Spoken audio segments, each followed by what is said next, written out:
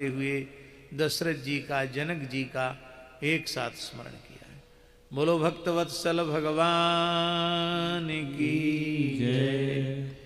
जय जय श्री सीताराम। यहां एक बड़ी विचित्र बात है कि चक्रवर्ती महाराज दशरथ जी की वंदना के अव्यवहित उत्तर क्षण में तुलसीदास जी ने जनक जी की वंदना की। अलग से जनकपुर का प्रसंग होता, वहां जनक जी की वंदना करते तो वह उपयुक्त था, पर अयोध्या जी की वंदना के प्रकरण में जनक जी के वंदन का औचित्य क्या है। बंदौ अवध भुआल सत्य प्रेम जेहि राम पद, बिछुरत दीन दयाल प्रिय तनु तृण इव परिहरियु।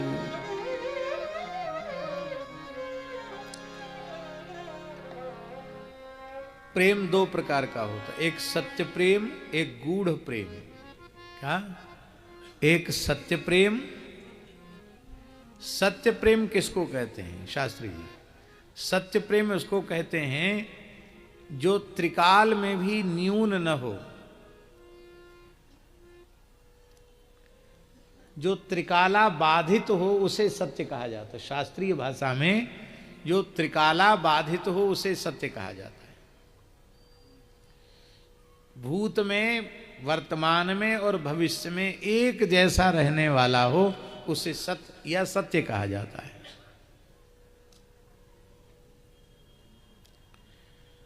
वस्तुतः प्रेम वही है जो किसी भी अवस्था में कम न हो और घटे नहीं, निरंतर बढ़े, उसको प्रेम कहते हैं।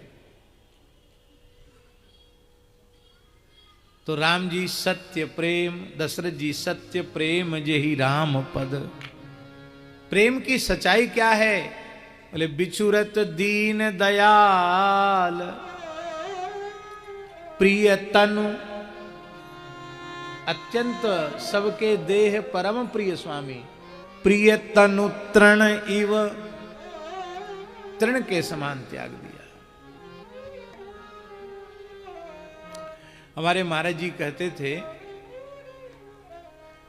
कि जब भरत जी चित्रकूट मनाने के लिए जा रहे थे और अयोध्यावासी सब चित्रकूट की ओर भरत जी के साथ जा रहे थे, जो विशेष सूची सेवक थे, जो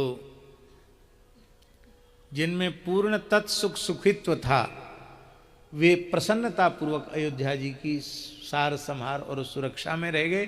बाकी अधिकांश सब अयोध्यावासी गए। तो महाराज जी सुनाते थे कि एक सोने के पिंजरे में तोता मैना बंद थे। मैना रो रो कर कहने लगी तोता से कि हम लोग देखो कोई कर्म फल भोग